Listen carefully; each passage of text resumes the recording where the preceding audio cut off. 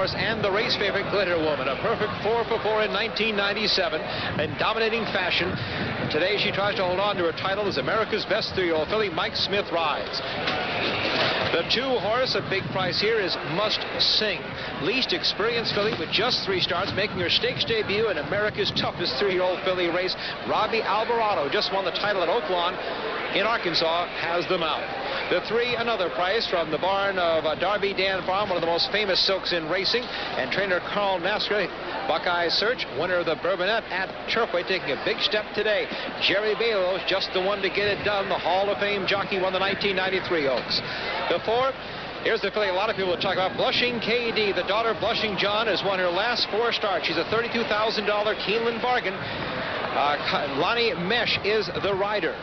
The 5-horse, this is Dwayne Lucas's Sharp Cat, the fighter Prince Salman of the ruling family of Saudi Arabia, winner of 4 Grade 1 races. Corey Nakatani won his 2nd Oaks last year in the long shot Pike Place Dancer.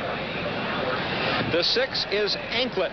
Anklet ran 2nd by 6.5 lengths to Glitter Woman in the Ashland Stakes. Winner of the Florida Oaks at Tampa Bay Downs, Gary Stevens, just elected to Racing's Hall of Fame, is in the irons. He won the 1986 Oaks. This is Storm Song, a $100,000 Keeneland sales purchase by Dogwood Stable. The 1996 Eclipse champion juvenile filly, but is 0 for 3 and badly beaten this year. She doesn't like thunder any more than I do. Craig Perret rides. Majestical Moment is the 8-horse trained by David Cross. Bred in Kentucky, this Northern California invader looking for her first stakes victory. Shane Sell is the rider. Tomisue Light with Pat Day will round out our field. $575,000 purchase. This daughter of AP Indy, big, strong, but been a bridesmaid in stakes racing this spring. Well, the jocks, I hope they have plenty of goggles on. They're going to need them. The rain is coming in at Churchill Downs for the Oaks. The horses make their way to the post. They're pretty used to going out in this type of weather, and I think the riders react more than just about anything, Leslie. What was the atmosphere in the paddock? It was very windy, Caton, and people were sort of troubled. All the women spent all that money on their hats, but, you know, maybe the horses aren't that disturbed by it. We're looking at Wayne Lucas, his thoughts as he went out postward. You know, he's really in the position of hoping that the filly does really well today and that his other horse does well tomorrow to sort of justify all the criticism. And their Glitter Woman getting a little antsy as they get closer to post. Tom? Well, I think, ladies and gentlemen, not being a meteorologist, but I think it stopped raining. At least it's not raining in my little part of the world, and I don't believe that the rain is going to have much effect on the outcome at all. Looking at the racing surface, it just got a little moisture in it, but so far I don't think it's going to be a big problem at all. I can see the people beneath me returning to their seats, so maybe God likes the Kentuckians today. It doesn't look as if the weather is going to play much havoc with the Kentucky Oaks.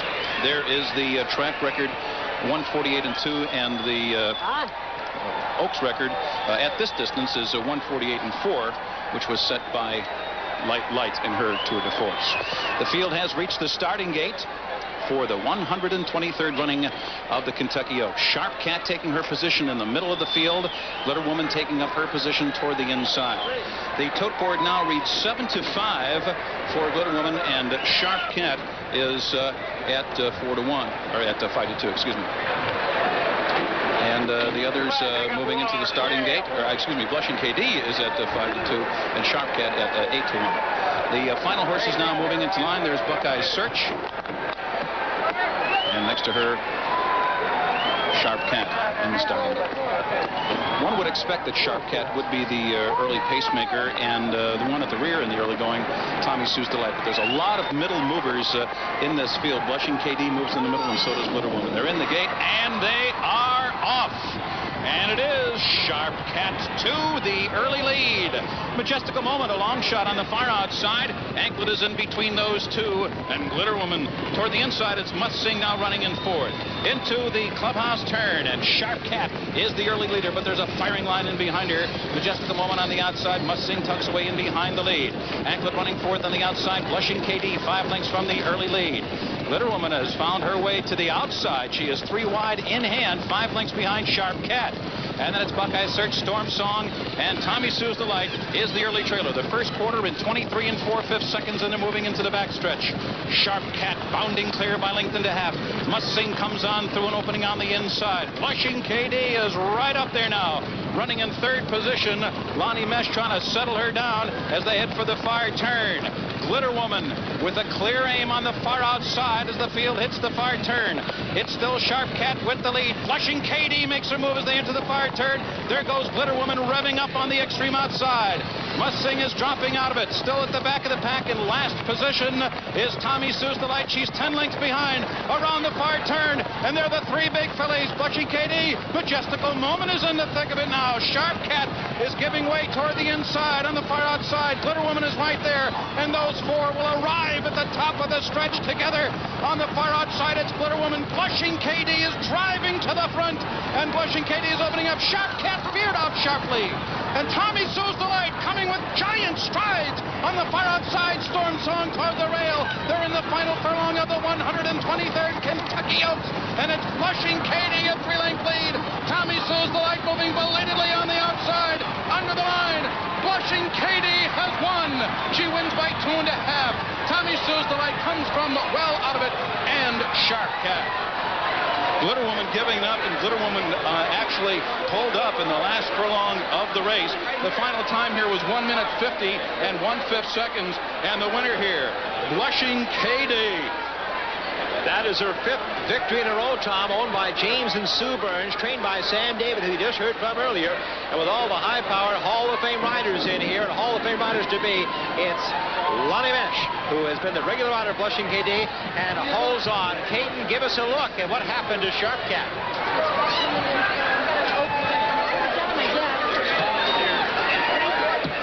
Top of the stretch, it was all Blushing KD. Glitter Woman just didn't have it today at the top of the stretch. She just flattened out completely. There was a little bumping. Sharp Cat veering out. You'll see again here where Sharp Cat seems to get off stride, seems to get angled out just a little bit, but Blushing KD by now has the race won, and her jockey Lonnie Mesh is able to just keep on going in a straight and orderly fashion. Sharp Cat veering out slightly, interfering with Majestical Moment, but it's all Blushing KD. A great shot of the daughter of Blushing John, the stallion, of course, owned by Alan Paulson. This daughter of Blushing John has now won 5 in a row. She was a $32,000 Keeneland. But we'll take a look at Sharp Cat as she bolts to the inside. Good job by Corey Nakatani to get her pulled up there and straighten her out. Watch again, though. Corey Nakatani the inside, and now all of a sudden Sharp Cat makes a quick right-hand turn. Here she comes out. Nakatani grabs the rein on the left side tightly, gets her back in there. We're going to have to wait and see what the stewards think of that. I'm looking on the board, and yes, the inquiry sign is up. There is an inquiry for the Kentucky Oaks, but it should not affect the winner, Blushing KD. When is a driving rainstorm, thunder, and lightning not a problem? When you've won the Kentucky Oaks. Look at this scene just outside the winner's circle. The rain is pouring down, and Lonnie Mesh is thanking the heavens above, and it's not for the rain. Blushing KD, as you take a look at Sam David, the trainer, here is inside the stewards as they are taking a look at the replays. What they're looking at was Sharp Cat, the 5-horse, when she bolted out and almost wiped out Majestical Moment. Let's go down to Kate and Brader. The rain kind of reflects the mood of jockey Mike Smith aboard Glitter Woman. Mike, a lot of bumping through the stretch. Tell us what happened. That wasn't even close to my problems, Caden. Everything started whenever we loaded the gate. She got really upset. We wind up having to tell her just to keep her to stand still. She'd never been tailed before. She wind up standing there. I got away dead last, and of course she's really quick. She wanted to catch up after that too much too soon. And by the time the bumping went on, I was already done, and she done made up too much ground too quick, you know. It didn't affect your filly's performance, but that veering out by Sharp Cat, any idea what happened there? She's been known to do that before. I mean, this ain't the first time Sharp Cat's done that. She's a particular filly, and sometimes she'll get to veering one way or the other, and she just happened to do it today. Well, a rainy day, but another day tomorrow, Mike. Chris? Thank you. The lilies look beautiful in the rain. I know Lonnie Mesh thinks so. So does trainers Sam David, owners James and Sue Burns, because their filly, Blushing KD, now proves she is the best in the nation in her division. Guess what? These folks are connected with Blushing KD, the winner of the 1997 Kentucky Oaks. Are they having a great time? And to remind you, Up Close is coming up next with trainer Bob. So championship points heading into the Derby tomorrow. Well, we have the whole group down here. Lonnie Mesh thinks couldn't have set up more perfectly for you. It worked out well. I mean, you know, they had a lot of speed there in the first part, and she kind of got a little inches down the backside. I let her ease up, you know, to the lead, and she's doing it nice and easy. And when I turned home, I had a lot of horse left, and I knew they were going to have to run to catch her. had to earn your respect every step of the way. This must be one of the biggest races and one of the best horses you've ever ridden. Definitely. It's one of the biggest highlights of my career. Leslie, you're hiding under the umbrella with a winning trainer. It's certainly the wettest these guys have ever been. This is Sam Davis' first trip to Churchill Downs. What do you think of this experience? Oh, I love it here. This has been quite an experience. We planned for this race a long time, and we're just super happy with the outcome. We've been looking for these lilies for a long time now. We got one now. Well, they'll grow in the wet weather. Well, Back to you, Chris. Grow today, then. Congratulations. Thanks, Chris. People are running for cover, and catch number 4:20, the exact of the running time, 1:50. Obviously quite a bit off the stakes track record. Rain? What rain is there? No, guys. Sports Center isn't next. Up Close is next. Got a couple of... Let's take a look at the Wittenauer split times now for the Kentucky Oaks. And the rain is driving and the wind is rolling now. The split times for the Kentucky Oaks ended up with a time of 150 plus, which of course is somewhat off. 23-4, 47-4 for the half, 111-4, and 150-1. What a finish of the Kentucky Oaks in a driving rainstorm where Blushing KD has proven that she has no longer number 3 when it comes to the top fillies of the nation. Today, she jumped over Glitter Woman and Sharp Cat.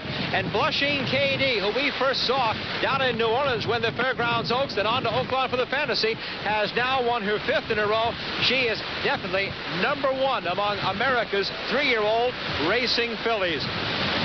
Unbelievable. Hey, you folks, check your forms tonight and figure out who likes an off-track